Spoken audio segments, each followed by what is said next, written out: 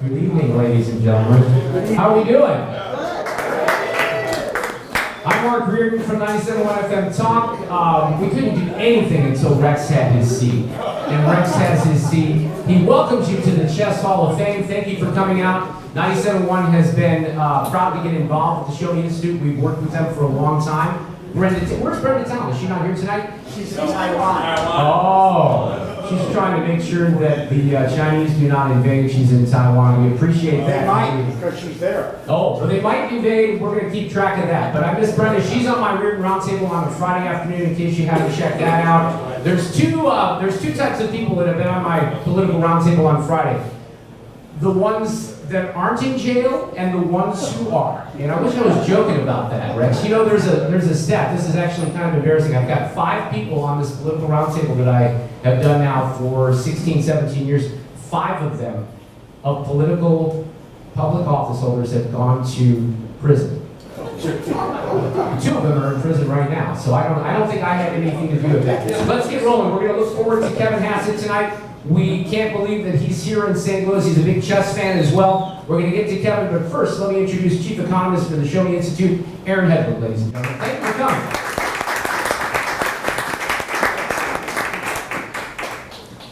Is this thing on? All right, excellent. Well, thanks everyone for joining.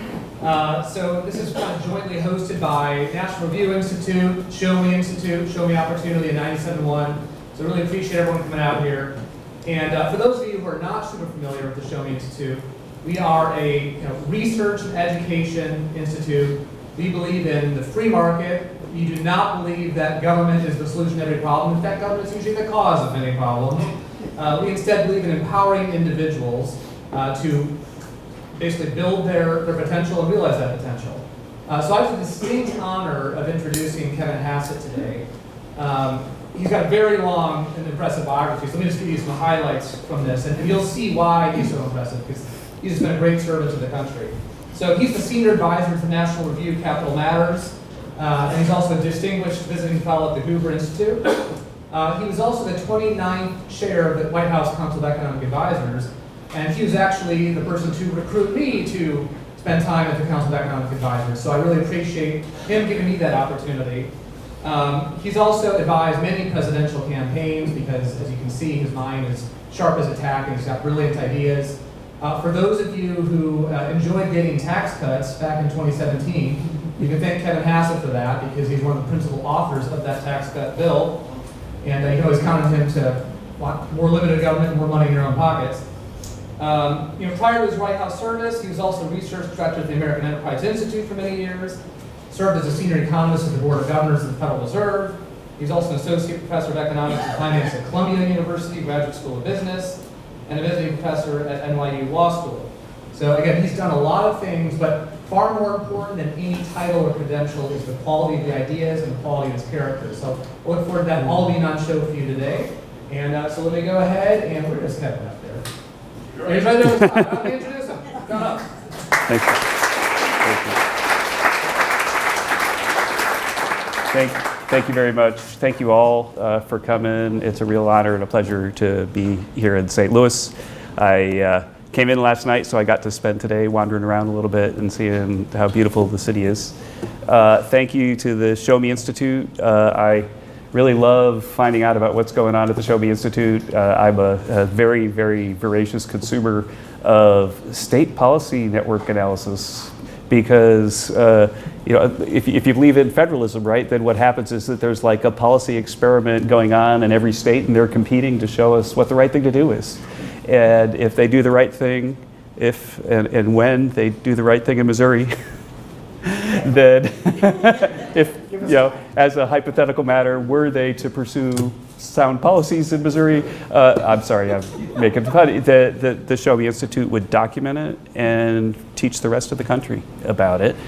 And when I left the White House, one of the things that I did is that I immediately called up Rich Lowry and went back because I had to resign my position at National Review. I started at National Review way back when William F. Buckley was still alive.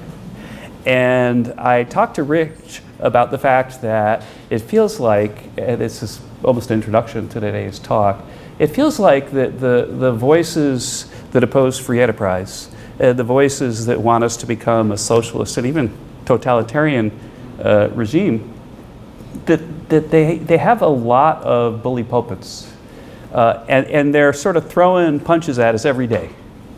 And the thing that kind of frustrated me at the time, when I was in the White House especially, if you remember, I was kind of on TV all the time. I was doing the White House pressers, and it kind of felt like, and I didn't mind that much. You know, I'm a working class Irish kid from Massachusetts. I like it when somebody takes a poke at me. But I never really felt like there were a whole lot of people out there defending us when we were doing the things like deregulation and tax cuts and so on. And the Wall Street Journal, Paul Gigot, very good friend, they're a great place. But I kind of feel like the Wall Street Journal is a place, probably by far the most visible and erudite place that defends free enterprise in popular society.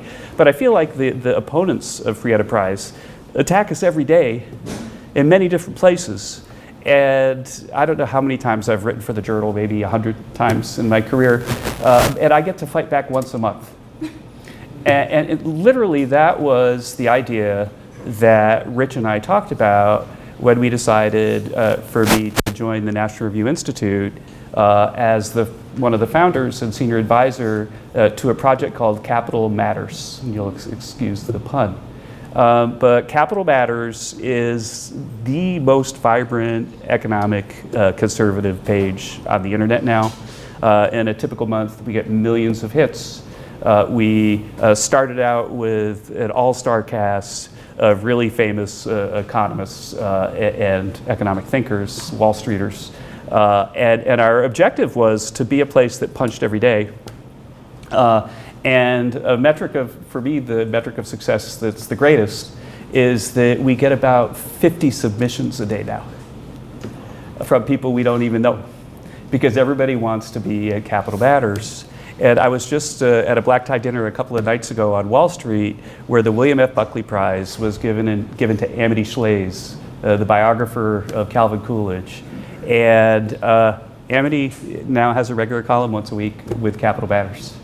I mean, how awesome is that? And so you know, I am here to support the Show Me Institute, to get to know St. Louis and you folks, and to let you know about Capital Matters, because I think that you probably agree that it feels like we're at a struggle and we don't have enough tools at our disposal. And we created one that's really taken off, and I really love sharing the news about it. Now, if you see me on Kudlow, I have a deal with Larry that I go on about once a week. And if you see me on Kudlow, he always introduces me by saying that I'm the author of The Drift, Stopping America's Slide to Socialism, the most important book of the 21st century. Right? I mean, he really does say that. And I just kind of laugh because, well, it is. And I just didn't expect that Larry would be smart enough to recognize it. I'm just teasing. He's one of my best friends in the world, and obviously he's ribbing when he does that. But when I look back at my time in the White House and what has happened to society and what we need to do about it, then I began to really think about, like, what are the big forces that we're up against, and where do they come from? And that's really what The Drift is about. But it started when I was at the Council of Economic Advisors, and I was chairman. And I could see that not only are socialist policies everywhere, and I'll talk about what socialism is in a minute, but there are people, it used to be that if you said, oh, that's socialist, then you're saying, oh, that's an insult, an ad hominem attack. But now we got people that call themselves socialists. And so I'm thinking we really need to talk about what is socialism, what are the costs of socialism, the opportunity costs, what happens to our freedom if we become a socialist country. And so we wrote first a report and then a chapter in the Economic Report of the President, which I'm responsible for being the editor of, really, about socialism. And the left went nuts. They absolutely went nuts. And they said I was the most partisan CEA chair in history because I was willing to take on socialism. And when they did this, and like, if you see the way the internet treats conservatives, then you can imagine how mean these folks are. That's just because they're not in the room with me. They wouldn't have the courage to be mean if they were in the room. But on the internet, the people are really, really mean. But my response to them was just this, that do you know why the Council of Economic Advisors exists? Well, they'll say, well, no.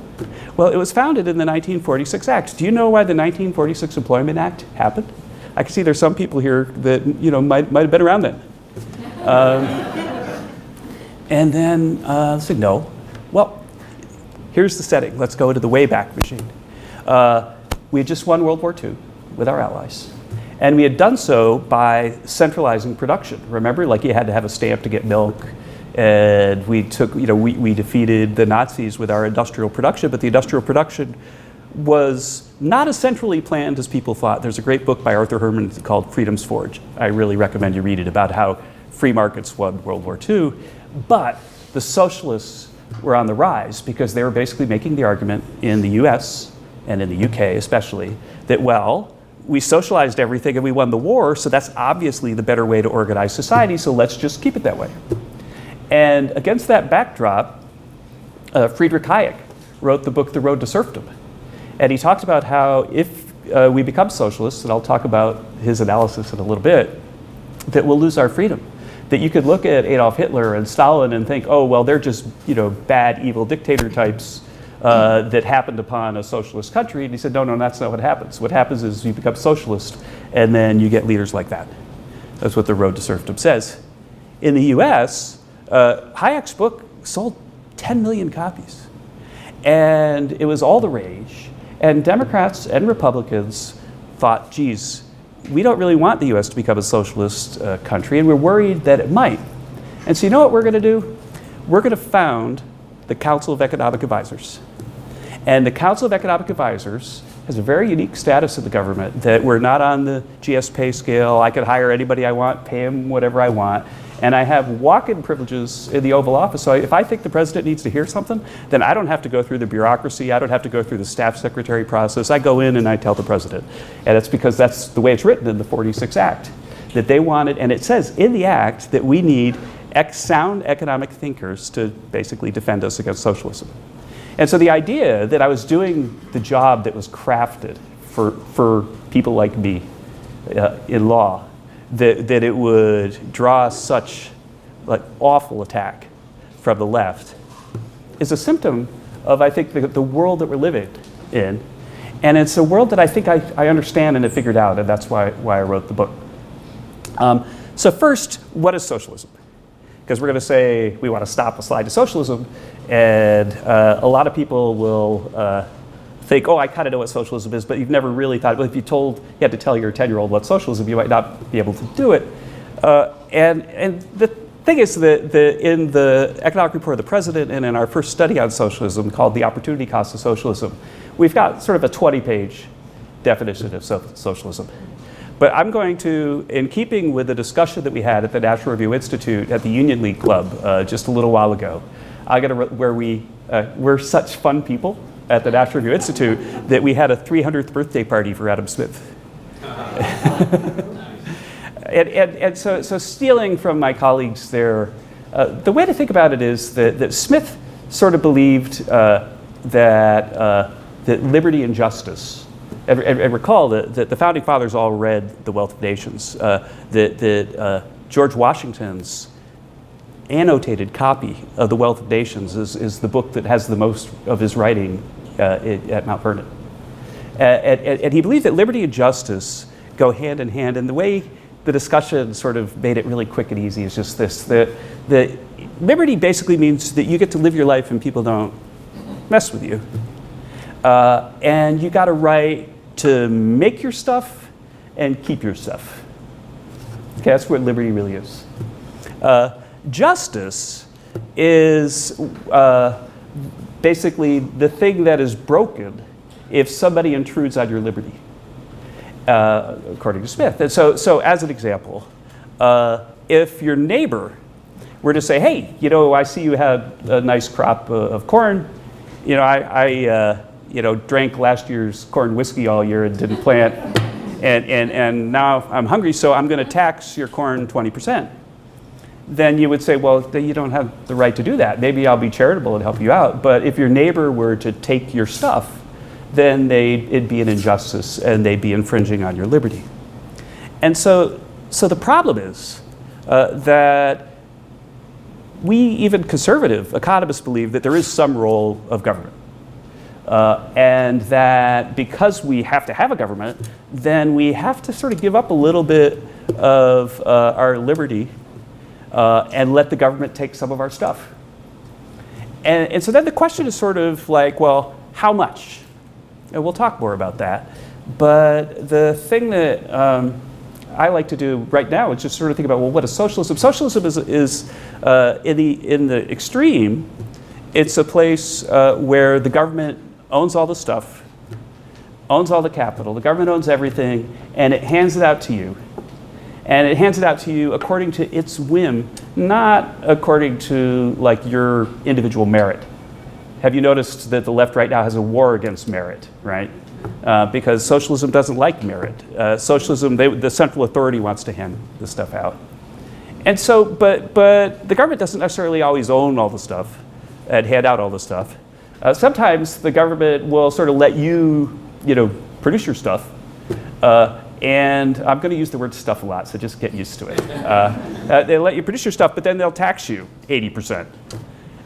Or you'll have a business, they'll let you build your business, but then they're going to have 5 bureaucrats watching your every move and telling you got to do this, you got to do that. And so it's not much different than if they were running the business themselves. And so when we look at a policy, like extreme socialism is the government sort of controls all the stuff, hands it out, runs it. Centralized agriculture and so on are extreme examples from the 20th century. But if we look at a specific policy, the question we have is are they basically violating my property right over my stuff? Are they going too far? And if you go far enough, then you're basically looking at socialism. And now in the economic report of the president, we went back and looked at the history of socialism. And we showed that if the government takes something over and starts producing it, then output goes down a lot. In fact, when the government takes over agriculture, then people starve. When Venezuela took over the energy industry, then their oil production tanked. It's very, very common for the government to take stuff over and for there to be famines that even kill millions of people. That's what happens when the government takes over stuff, and it's kind of obvious. And then the question is why is it then that we have people that want the government to do more and more of that, even though it seems like intuitively obvious that they shouldn't? And it's even more of a puzzle if you think about what happened to the world. There's an economist at Columbia named Xavier Saleh-Martin who shows that basically global income inequality and global poverty didn't really improve much all the way up until around 1980. But then in 1980, the idea that free enterprise was a way to deliver prosperity to people started to spread around the world, and then all of a sudden income inequality started to drop sharply, and the percentage of people living on the World Bank's measure of poverty, less than $1 a day, went down from the many, many billions to maybe 100 million now. And so the spread, and Xavier shows that the spread of free enterprise did that. And so we've got like the central planning examples. It's like, why would you want to do that to our country? But then we've also got the spread of free enterprise being like the largest force of social justice, positive force of social justice in global history. We almost eliminated global poverty by spreading free enterprise, and yet there are people who are out there who oppose it. They oppose it religiously. Excuse me if this is an extreme example, but I'll go to a campus and I'll say, hey, here's my talk, Stopping America's Slide to Socialism. You're allowed to have a talk like that. But if the title of my talk were Capitalism is Good, then there'd be protests and violence. And people will raise their hand and say yes. And then I'll ask the students, really comically, I'll just sort of say, so what if the title of my talk was Bestiality is Good? And they say, well, nobody would protest. Nobody would protest. And so capitalism, which has delivered so much good, is hated by so many and opposed by a big chunk of the American political elites. And so why is that? Now, my view as an economist is that the most dangerous type of economist is somebody who's an ex post theorizer. And so there's like ex ante, that's before, there's ex post, that's after. And so an ex post theorizer is somebody who looks at the facts and then says, well, here's my theory, explains those facts. The problem is that there's not necessarily like a unique ex post theory for a set of facts. Usually there isn't. There could be a lot of reasons why that something happened. And so if you want to wonder, like, how do we end up in the world that we live in today that looks just like this, then what you want to do, and what I searched for when I began this work, was find somebody ex ante, somebody a long time ago, who thought about free enterprise in America and looked ahead to today and then theorized about what it might look like. And it turns out that there is such a person. His name, and I go into this in great detail in the book, his name's Joseph Schumpeter. He wrote a book that's You Need a Forklift to Move Around, Capitalism, Socialism, and Democracy. And here's what he said, and I'm going to go kind of fast because I really want to have lots of time for Q&A. What Schumpeter said is that he wrote this, really, he started writing it in the 20s, but in the 30s it came out. And he said, well, you know, free enterprise is the best way to organize society. He was an Austrian economist. And so America's going to be really, really prosperous. And so he said, here's what I think it's going to look like going forward to 1970. And then he listed how much GDP would grow, how income inequality wouldn't get worse, and so on. And so he said that, so we're going to go from this newly industrialized country to this incredibly, incredibly prosperous country. Capitalism is going to be incredibly successful at delivering welfare to the American people. He said, but capitalism is going to sow the seeds of its own destruction. And here's why, according to Schumpeter. And so now it's almost like, think about the world we're living in, close your eyes and listen to Schumpeter for a sec. You don't have to close your eyes, but you can. So he said, well, as we get wealthier, right now, people run businesses, they got farms, they need their kids to stock the shelves, to stack the eggs, put the ice down in the ice cellar and cover it with sawdust. But when we get wealthier, then what's going to happen is that everybody's going to start sending their kids to college. I'm not kidding. And he said the problem is that colleges are going to be seminaries where people are indoctrinated to be socialist. And he said that professors are inherently socialists. Not everyone. Aaron, I will vouch. I have some doubts, at least now and then, but he's not. But he says that for the large part, the professors will control the universities, and they'll use the universities to indoctrinate people to be socialists. And the problem with that is not that that the university, that all of a sudden, like, the kids are going to go back and be less good at stacking the eggs and throwing the ice down in the ice cooler. It's that the elite universities, their top graduates are going to control the media.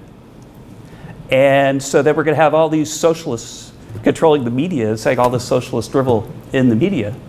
And then since they control the media, then they're going to control politics. Because the thing that every politician is going to recognize that he needs or she needs in order to be successful is the approval of the media, the approval of the New York Times. And so Harvard, and he was at, Schumpeter was at Harvard when he was writing this, Harvard's going to run the New York Times, the New York Times is going to run American politics, they're going to tell everybody that they need to be socialists. And here's the most important thing, and this is the thing that we're going to come back to at the end, that they're going to possess the elite academic institutions. They're going to possess and control respectability. And they will withhold respectability from people who defend free enterprise.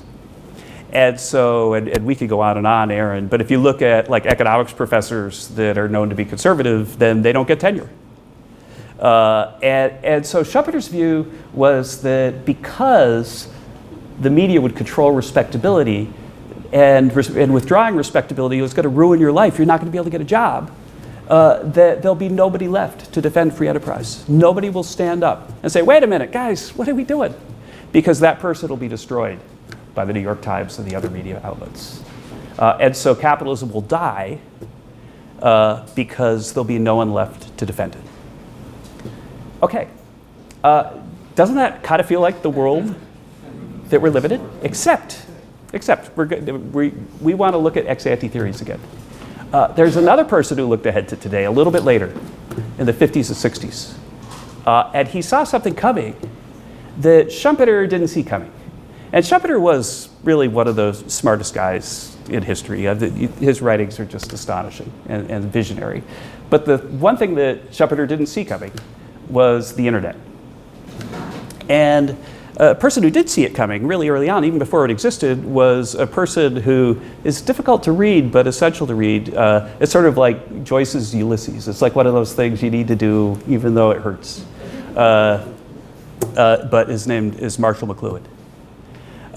And Marshall McLuhan was an information theorist. He's the guy who said the medium is the message, and so on.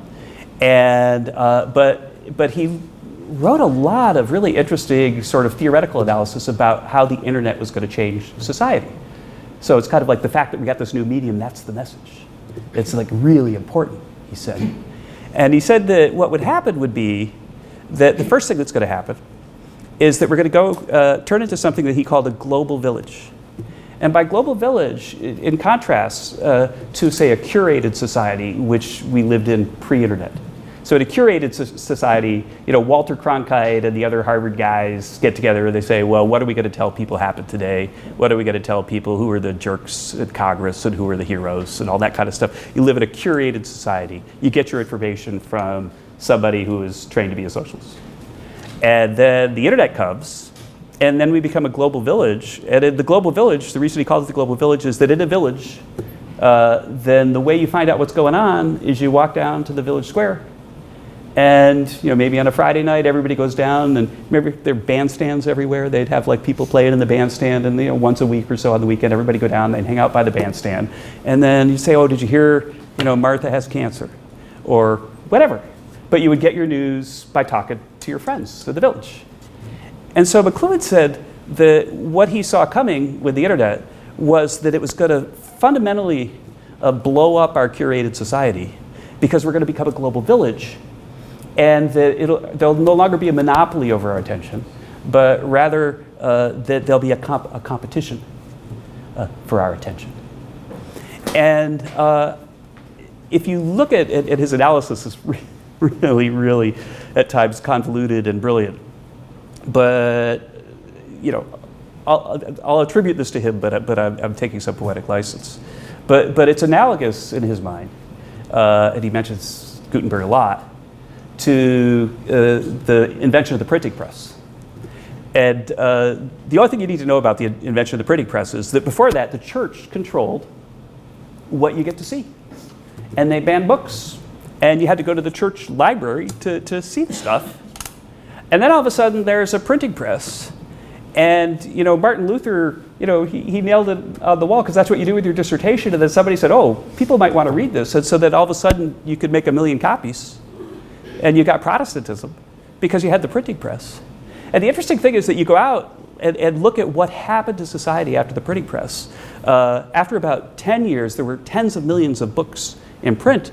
And almost all of them, except for the Bible, were books that had been banned by the church. And you got incredible revolution. And the bonfire of the vanities and all the stuff that happened back then. Well, McLuhan looked at the internet and he said, that's what's going to happen to us. That we're going to go from this orderly, curated society to this competition for attention, and it's going to get potentially really ugly. Because the people who had the power are not going to like losing it, and there's going to be a big struggle against them, and then a big fight back. And at the end of his analysis, which gets me close to the end of my talk, McLuhan said this. It's another time to almost like close your eyes and think about, okay, so these guys really saw the world we live in. And they didn't really tell us what to do with it necessarily or what to do about it. But he said, what's going to happen is the curators, the elite that are used to curating your life, are going to recognize that they can curate it again. And the way they curate it again is they recognize the power, and now I'm going to use exactly his phrase, of organized inattention. And so what's going to happen is that the elites are going to see, oh, there's a competition for attention. I've lost my power. They're listening to this guy instead of me. So let's cancel him from the internet. Let's make it so he can't use the internet anymore. Let's make it impossible to find that guy's stuff. And so what do we do about this? And you know, I think there's a lot. One thing we do about it is we recognize that we kind of understand the problem. I think that there's definitely nuances that could improve by analysis, but I think you would agree that that's kind of what's going on. And you believe it more because ex-ante theorists saw it coming. And they explained why, and then it all kind of makes sense. But for me, I've decided that the sort of the nub of it all, the place where we stand tall, is that we have to recognize, and Aaron mentioned the tax cuts, we have to recognize that the people who weaponize respectability against the champions of free enterprise, they have no right to claim respectability for themselves. And for the tax cuts, that we came out and we said, incomes, I went into the Oval, I said, incomes for ordinary Americans are going to go up between $4,000 and $8,000 per family. And President Trump said, well, let's tell them 4. Let's underpromise. Actual number was 5,600. And there's a new National Bureau of Economic Research paper out by 4 nonpartisan economists that documents that the tax cuts worked exactly the way we said they did. But when we said it, you know, one Harvard professor said that, you'll remember this, Aaron, they said, what are we supposed to think about this Kevin Hassett guy? And the guy said, well, Kevin Hassett's either stupid or a liar or both. said that on CNN. But the point is that the data came out the way we said. And since the policies of deregulation, which moves you away from socialism, tax cuts, you have to keep your money, moves you away from socialism, since those have begun to be reversed, then, you know, our theory of how the world works would be, oh, well, that's going to be really bad for incomes. That's really going to be bad. Remember, free enterprise is the thing that delivered so many people out of poverty. But if we roll back free enterprise, then people are going to go back into poverty. So let's look at the numbers now. Since 2019, right before COVID, because inflation has gone up, but wages didn't keep up, real incomes in America through a couple months ago have dropped by, it's actually the same number, by $4,000. So the average American, say, who had $70,000 in income, in real terms, their income's $66,000 now. And then, you know, the liberal media are like, wait, why are these guys not recognizing that inflation is going down? They should be happy. And so imagine you go into your boss and he says, well, you made $70,000 last year, but this year it's going to be $66,000. Then you go in next year, he says, I got good news for you. It's instead of going down $4,000, we're going to go down $2,000. You go to $64,000. Are you happy? No. But the people who say you should be happy, they're the people that still, you know, inappropriately wield too much respectability as a weapon in our society. And so our mission really is, and this is what we do at Capital Matters, and what we do at Show Me Institute, and what we do at 97.1 with a better voice than mine, is we fight back with the facts. Because people care about the facts. People care about poverty. So poverty in America, my latest piece at National Review, I really commend it to you. The latest poverty statistics came out. You move towards socialism, that is going to move people back into poverty. That's what we would say ex ante. For female-headed households, the poverty rate in the latest numbers over the last couple of years went from 11% of female-headed households were below the poverty line.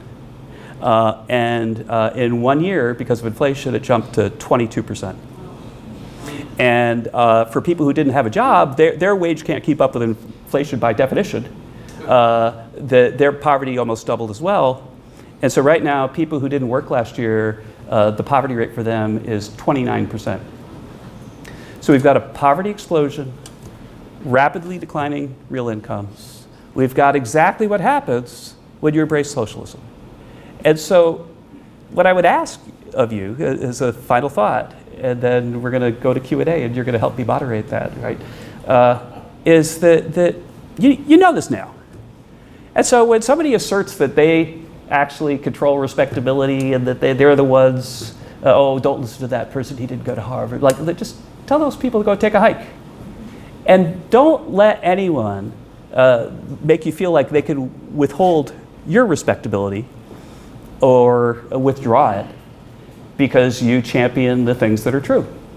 Because it could be that if I'm like the only one, that they'll be pretty effective at making it so it's really hard to find me. And if you read my Wikipedia page, it's filled with stuff that's false about negative things I did that I didn't do and so on. It's like, yeah, they're doing it. But if we're all voices for free enterprise, if we all stand up for the stuff we talked about, they can't cancel us all. They really can't. And that's kind of like the mission, I think, that I hope, if I'm successful, the people who read the book, The Drift, will find themselves on. And with that, I thank you for your attention, and then we're going to open up for Q&A. Thank you. And you've got a mic. So. I don't know if I'm supposed to sit in the chair or you're supposed to There's one chair. Maybe we should play music. sit in the chair. Kevin Hassett, ladies and gentlemen. Thanks.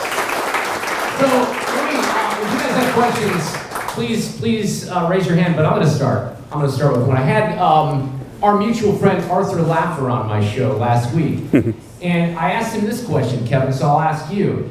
I was relatively close with former speaker Paul Ryan before he was considered a rhino, like me, I guess. But we used to have conversations, and Art and I talked about this last week, about enterprise zones for solutions for poverty. What happened to that idea? Maybe explain what that is. I was always a fan. Nobody's talking about that now. Au contraire. It's true that the enterprise zones are no longer discussed.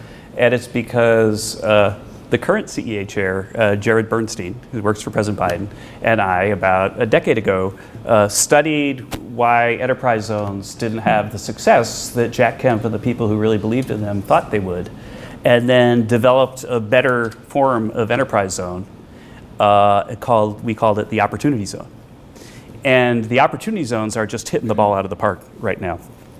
And they're basically the same idea of Art and Jack and Ronald Reagan enterprise zones, but the problems with that design have been fixed, and capital is flowing into poor neighborhoods in a way that you never could have expected. It's in the hundreds of billions of dollars. But here's the basic idea.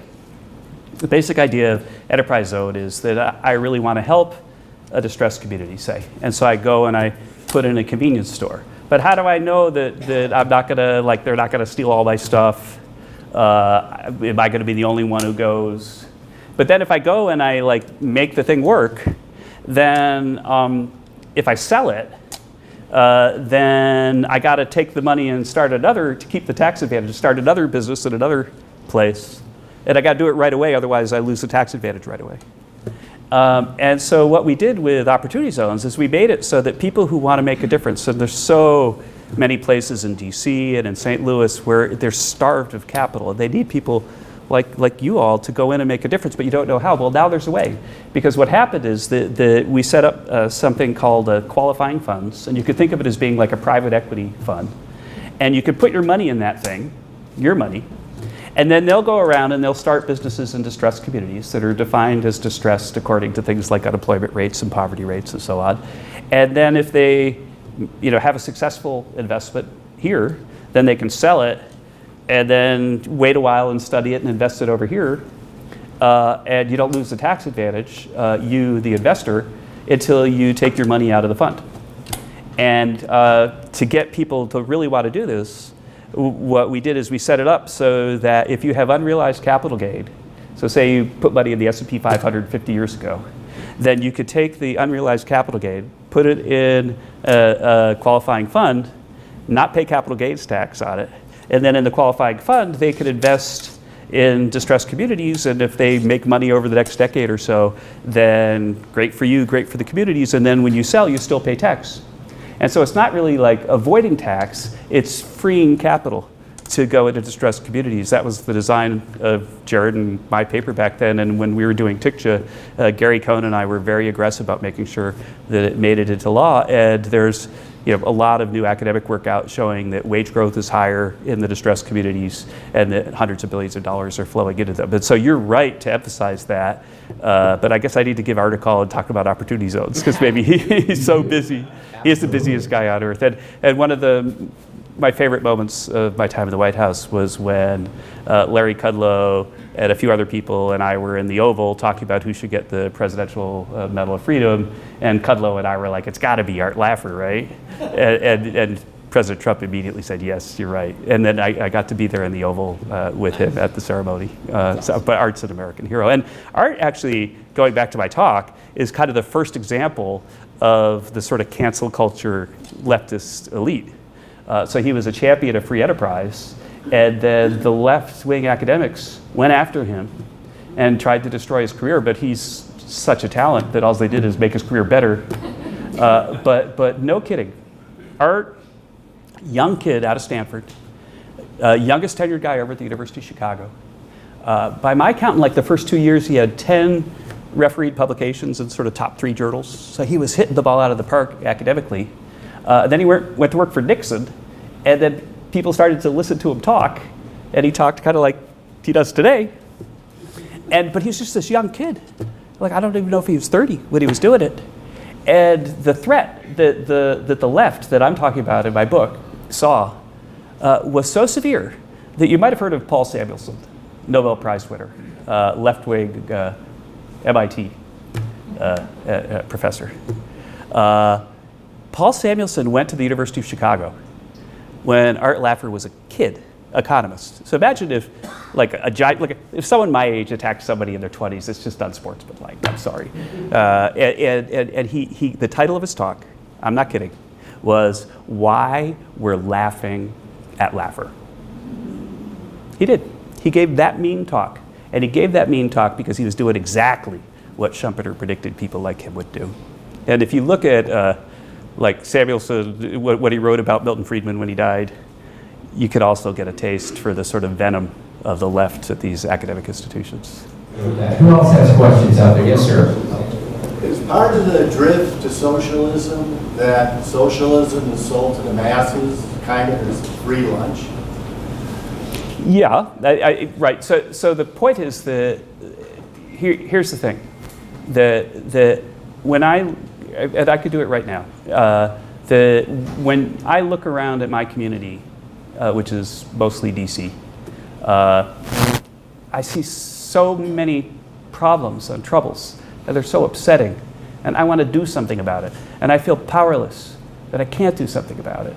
And then if you have somebody who comes to you and says, "Hey, I'll take care of it," then it'd be great if they could. The problem is empirically we've learned that they can, and that I think that our job is to help people make a difference because they want to, and then show that they can, like with opportunity zones.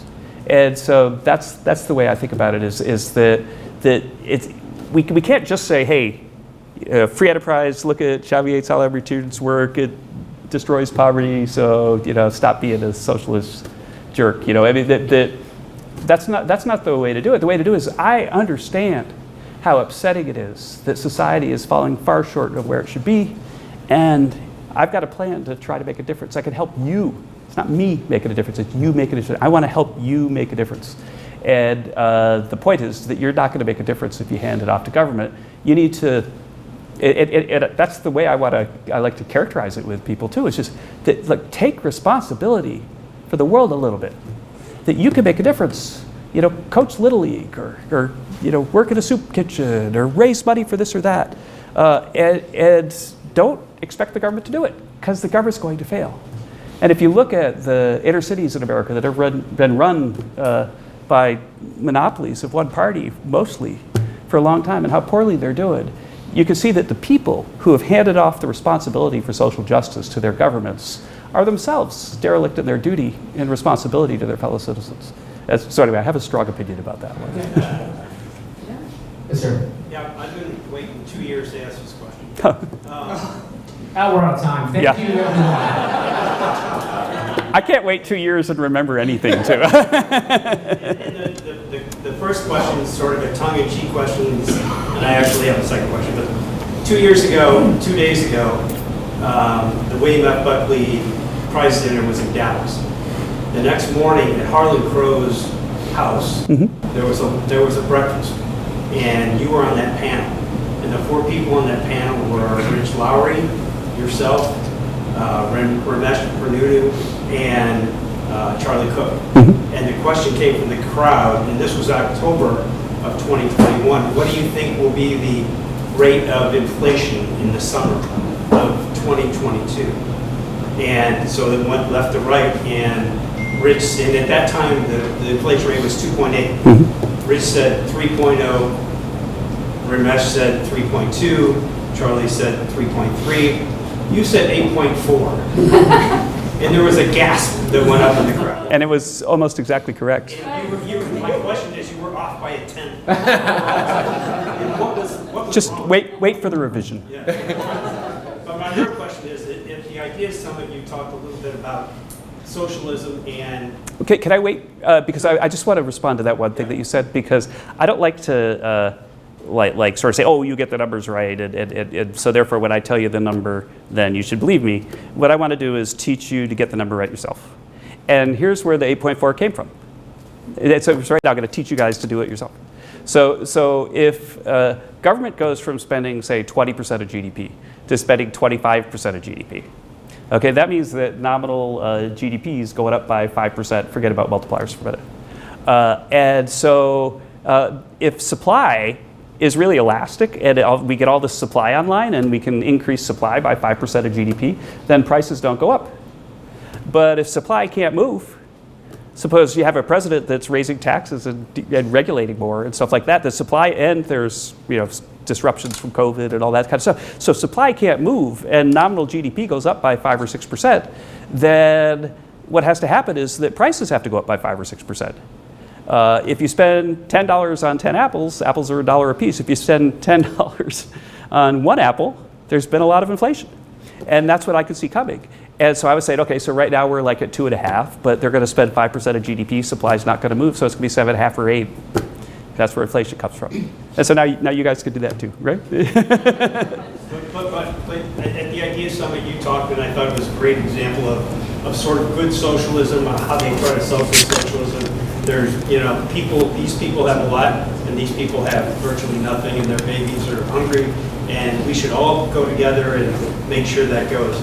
But in reality, it's really sort of the state would take over and basically kill the economy as a result. Could you talk to that? Right, and that's the thing that again, if you just Google, I think it's 2019 is the Socialism chapter economic report. Is that correct, Aaron? Do you remember? But Google the Socialism chapter and the economic report of the president, because the charts are chilling about what happens.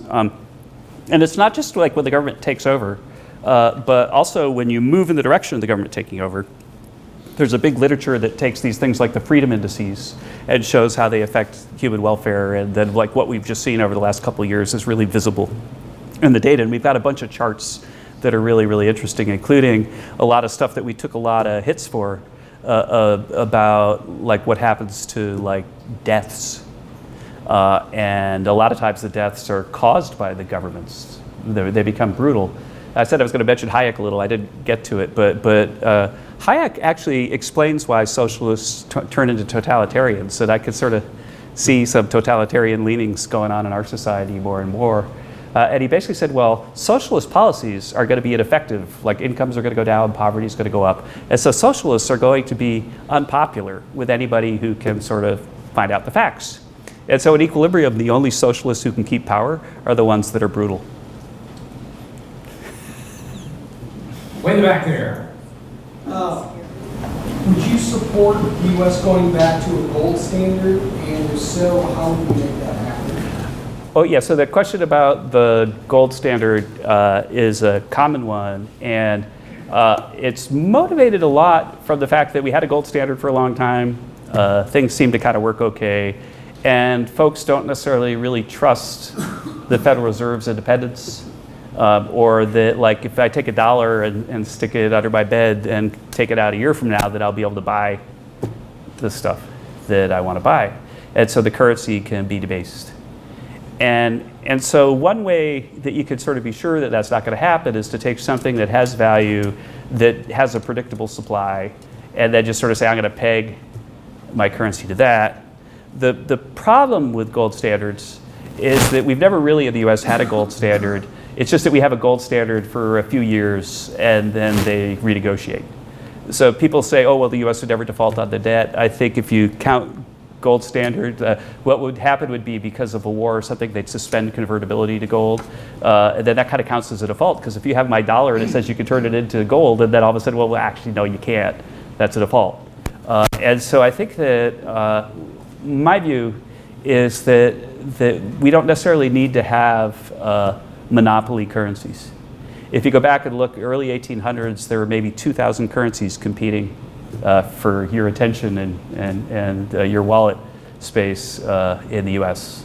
And I think that the digital currency space is something that the Biden administration is trying, I think, quite brutally to crack down on because they see that it's a threat to centralized authority. But what I want to see is a competition for being like the currency I want to use. And I'm happy for there to be a lot of entrants. And if somebody wants to have like a digital currency that's tied to gold, because it probably exists, then I'm fine with that. But I don't think that the US government establishing one and saying, okay, everybody, this is the one you have to use, that's not the world that I think we should be in. And don't forget that financial institutions are about the sort of most inefficient institutions in every economy on earth. And the way to think about it is that, right, like if I give a talk in England and then they mail me a check and I take it to my bank and I say, okay, here's my check, then they take like 6% of the money for themselves for the right to just get my money. And the financial institution that's doing that to me, can do that to me because they're making me use dollars and that's controlled by the central bank. But now, if I go give a talk in London, then they can pay me in Bitcoin and I get the whole thing. And so I think that this revolution in digital currency space responds to what I think is the correct motivation to your question, that, geez, it feels like the government's monopoly over currency is something that they abuse. And I agree. And so what we need to do is make sure that the government isn't able to entrench its monopoly by shutting down the crypto space. We have time for only one more question. Mr. Carl Edwards, you get the question. Carl. Don't suck. All right, I'm just saying, it's the last question here. And don't mess with my stuff. Thank you for doing all that you do to further the facts, right? Okay, what do you think about the idea when there's competition for attention? It's something like the average 15-year-old in America is spending, I think, 8 hours and 53 minutes or something to attach to an algorithm that is a new paradigm in this world. It's really interesting in how it keeps that attention and delivers information. What do you think about the battle against that? Where does the future of that? Is there regulation? What about it? Yeah, it's a great question, so I played with TikTok a little to just learn like what it is, and very rapidly, like the only thing I could get was chess videos. So it's really great to be here today, and I'll never be here as an inductee too. I can promise you that. I think that there's a lot of movement in social media, and there's a very disturbing Supreme Court ruling today about it that's allowing the Biden administration to continue to censor people to organize at attention until they have a final ruling on it in the summer. And in other words, the organized at attention is going to be something that we really have to deal with until after the primaries. And I can't believe the Supreme Court did that. So I think that the internet is a thing that like in my family, the way I dealt with it was that we had one TV in the house, and it was only on the weekends. And on the internet, you got to use the internet for an hour a day while you're doing your homework. If you get your homework done fast, you continue to do it. But if you erase your history, then your right to use the internet is gone. And I'm going to read your history. I think my kids are kind of okay. I don't think they really liked that. But the point is that do I think that there's... So suppose that you agree that Kevin's approach to it was like a sensible parenting approach. Maybe that could have been harsher or what. But should we have the government tell everybody they have to do that? That doesn't feel right to me. But I think what we should do is educate people about, like, you really need to take advantage of your power as a parent to control this stuff. Like, so my kids like never had phones, as an example, because then you can't control it. It is a great question because I worry about young people and the indoctrination, and I have a 23-year-old indoctrinator who teaches social studies in Columbia, Missouri. So, look, I talk about stopping this slide to socialism on my show. I know that you write about it and talk about it all the time. We don't have time to get into the rest of the landscape of the media and the malpractice and the bias, but there are great concerns. Ladies and gentlemen, buy the book. A warm welcome, a round of applause for Kevin Hassett. Thank you for coming on tonight.